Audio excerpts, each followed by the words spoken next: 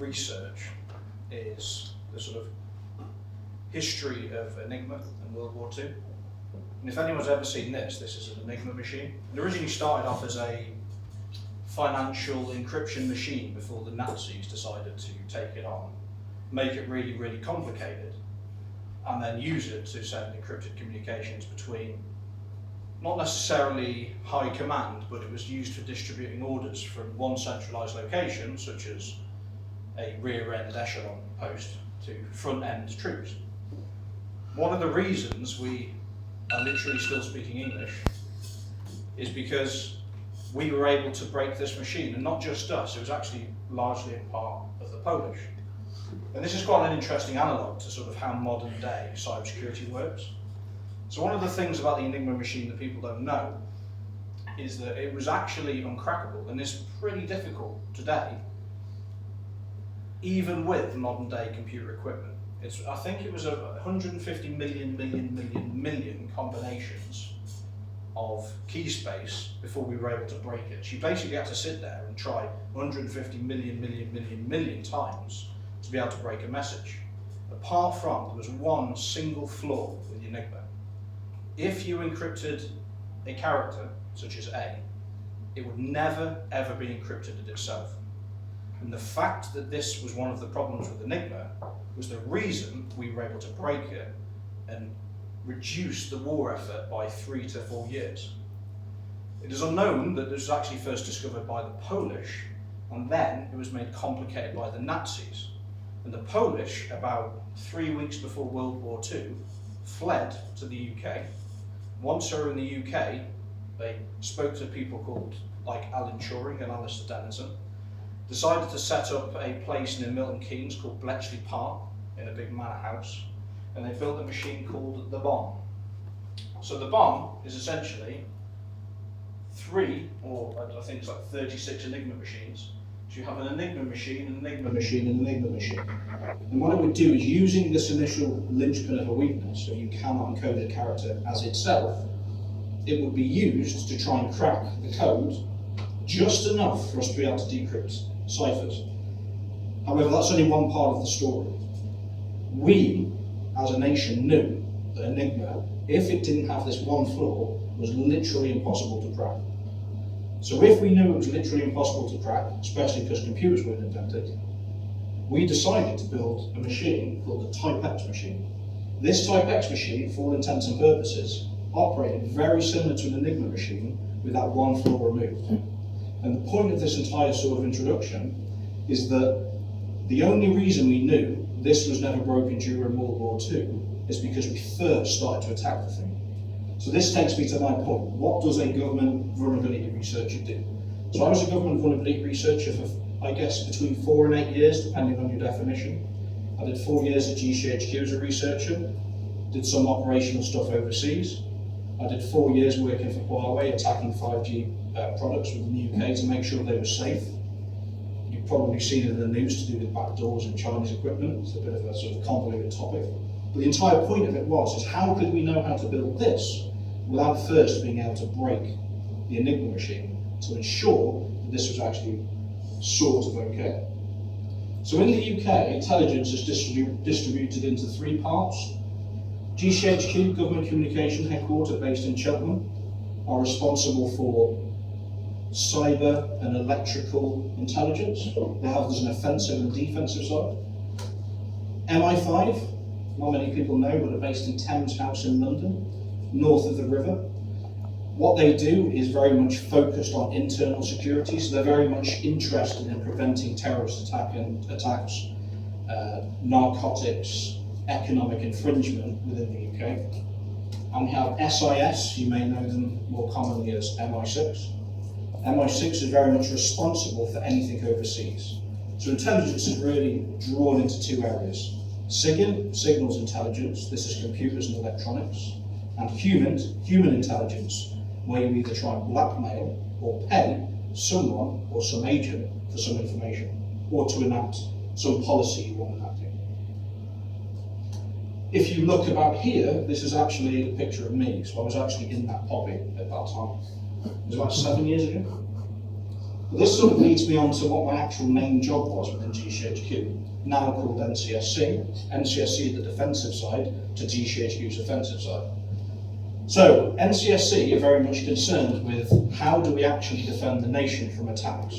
And NCSC are what's called the National Technical Authority. So while they are very, very government heavy, trying to help people like the NHS, school system, the Cabinet Office from actually being attacked and vulnerable, it also makes sense to create a very safe environment for businesses to operate. So it's not just about making sure our own government is safe, it's also about how do we make the UK a safe place to be able to do business from cyber attacks and normal terrorist attacks. And this terrorist attack or cyber attack business is pretty much the core of NCSC. And the one thing I will say about NCSC is they are very good for publishing online guidance. So this is one of the online guidance of biometric recognition systems. This is something that had a lot to do with, not a lot of people know that I'm actually a biometrics expert, or I like to say biometrics expert, just because I started out my career within GCHQ doing a lot of biometrics. So, the general broad steps to operating as a researcher within the UK government is, number one, we want to decide on a technology or see a technology that our enemy uses. It can be terrorists, such as the Taliban or Islamic State. It can be hostile governments. Don't really want to say who they are. But once we've sort of established what the technology is, we're very much interested in, can we break the thing? It's very beneficial to the UK government or any government, as was the case with Enigma. If we can break something, then we know not just how to break it, how secure it is, but we can actually get viable, up-to-date intelligence on our targets. And not just that, the other interesting thing is, can they break the thing? Because if they can't break it, then it actually puts us in a better position, much in the same way as described in the Typex machine, to be able to use the technology to defend ourselves. And then the question is, can we use it? Because if we can use it, then it prevents them being able to access it. The final bit is, if it is insecure in some way, as was the case with the Enigma machine, can we secure the thing? If we can secure the thing, the next question, can businesses use it? Can people within the UK, can the UK government actually use this technology, based on all this research people like me did, to be able to use it for benefiting the UK as a whole? So, I was very much focused and operating in this model in biometrics and smart cards or identity technologies. Some of the technologies I was involved with was facial recognition. In fact, I've got a very good sort of case sample that I worked on 7 years ago of this technology and what we sort of went through to break about it and what we thought about when we were breaking it and how we used that to then influence government decisions. Palm vein recognition, actually something I know too much about.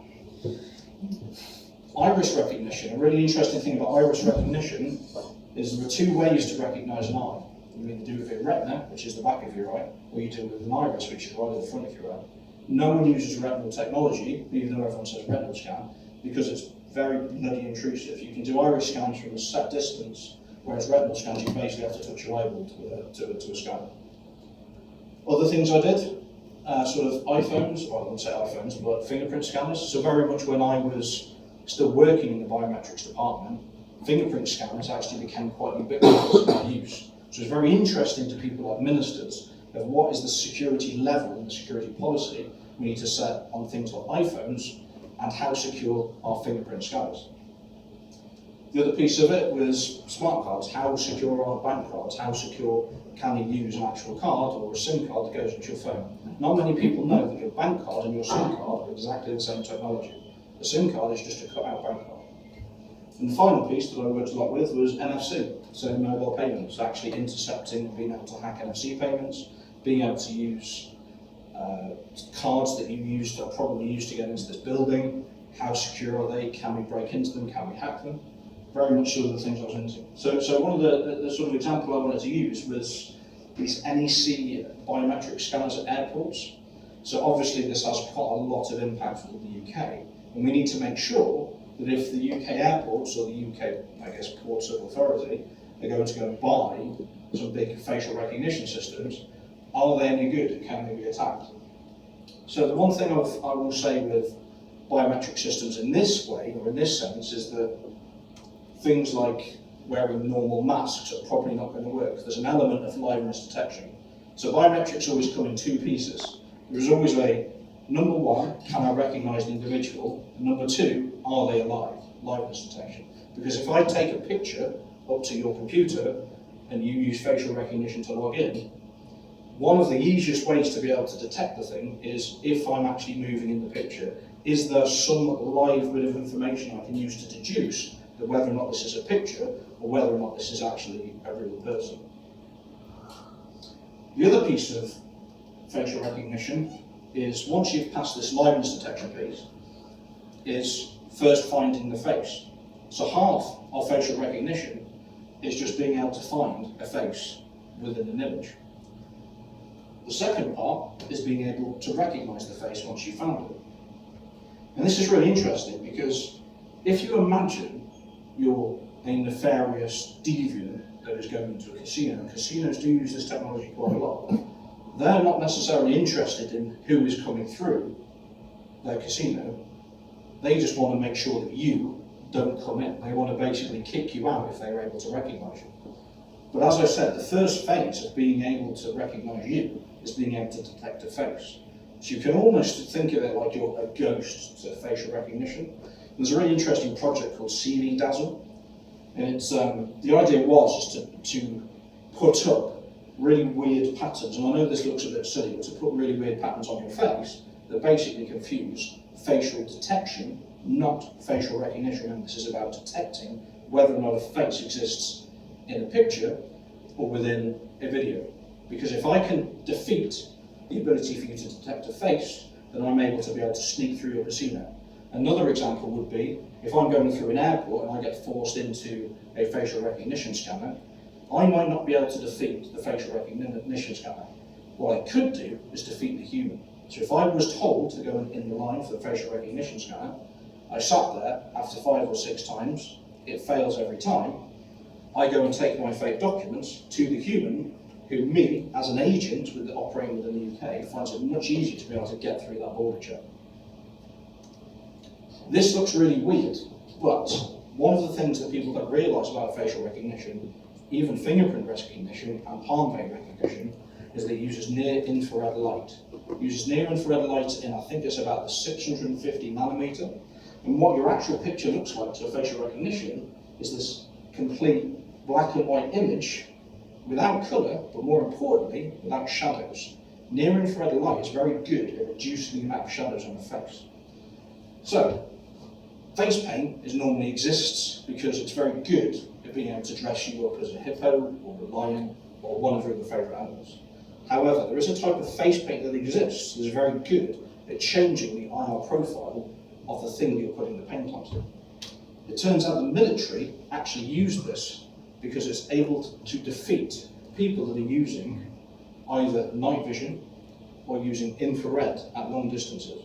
So what you can do if you want to go and mess around with an airport scanner, or you want to go and break into your favourite casino that you've been banned from, you can go and buy some of this paint. There's a very similar skin tone to you. Doesn't even necessarily have to be visible, but if you're able to break up your face in such a way using this NIR paint, all of their scanners will use NIR. So things that we would do is literally get a facial recognition scanner with a GCHQ, or go down to an airport, put all this weird camo paint on us in really weird squares, and see, can we actually break through the system? So that's the first stage. The first attack we're very interested in, can people just not be able to recognise as humans? Because that might be good enough. Remember, everything about cybersecurity is we only need to achieve what's just good enough. We don't need to be amazing super spies, we just need to be able to defeat the system just enough that allows us to actually carry out some action. So this is a passport. What actually happens with these systems is when you take your passport, there's a little NFC chip in it. You scan your NFC chip, and it's got a very high definition quality image within the chip itself. One of the biggest problems with this would be is how do you then protect that information? Because if you had a scanner of people walking past with their passport, you'd be able to download remotely from within their pocket a bunch of information about themselves, a bunch of personal details. Fortunately, the government and the network of people that use these passports thought of this. This here is actually the security key that's used to decrypt this information. So normally when you use a passport, you show your passport to the scanner, they take it. This is why you always need to take this page, you can't just do it remotely. Sorry, you can't just do it without opening. The scanner will scan this key here, read the information directly from your chip, use this key to decrypt that information, part of it which is a high definition image that can be used to do facial recognition on you. However, there's one important problem with this picture. Can anyone perceive what it is? Or guess what the problem is? He's got his glasses on. The shadow? He's got his glasses on. This actually happened. So the one thing you've got to realise about facial recognition scanners is that there are many different types and there are many different qualities. Some of them are proprietary, some of them better than others. And it was up to us to build and test these systems in such a way that we could establish a very good policy of how we actually protect our borders. A really interesting thing about biometrics that not many people realise is you were all rated on this bell curve. So this bell curve will operate in terms of, in the middle, this is your average match. This is a 50-50 chance of being matched. Anything above a particular threshold, which you would set based on policy, that people like me did the research for, would match and pass you through the gate. So one of the important things with biometrics that people really need to understand is biometrics aren't just about recognising you within a crowd of people. They can be, but it doesn't perform very well. There's actually quite a lot of assurance in the fact that you first need your passport to be unlocked, which verifies that you have a physical token, which you then use to decrypt, and then use to facial recognition against you. However, there is always this threshold, there's always some line that exists somewhere on this bell curve, and you only need to defeat the system just enough to be recognised. A lot of people say that fingerprints are unique to you in the world, and while that is true at the molecular level, that is also true of anything else at the molecular level. It's completely unique. However, to the algorithms and through things like quantizing, the problem is that if you just scanned your fingerprint or your face or your iris against the entire planet, you would probably have matches with tens of thousands, if not millions of people. I almost guarantee if you scanned against enough people, someone would be recognised as looking more like you than you. And that is just a flaw of biometrics. Because they can never be perfect, because every time you go to scan a biometric, it will always be different, there will always be different shadows, you'll always be happy or sad or have different hair length, different beard length, sometimes wearing glasses. The problem is that you will never be 100% recognisable. So you can imagine, if you wear glasses within a passport photograph, and then I wear your glasses, some element of those glasses will actually be used during that biometric recognition. So if I typically were normally matched against you here, I'm left with that threshold. All I need to do is steal your passport and get right to that threshold. If I wear glasses and it pushes me past that threshold, that is enough to be able to defeat the system. And where we set that threshold, where we set policies of when and where you should be allowed and not allowed to wear glasses, is entirely based on research people like me did at GCHQ, just doing the hard work. However, we also get to the more wacky end of the spectrum. If the first attack was just not being able to be recognised as a face, the second attack was I'm going to go and use your glasses to be recognised as you. The third attack, literally, was we would just go and build a bunch of fake silicon faces. It sounds very mission impossible, but there are companies out there that do it. One of my favourite companies was a homoerotic Chinese company that you could literally scan for deviant reasons or sexual reasons. You would have someone that you wanted to fantasise with, or you wanted to have a muscular bodysuit.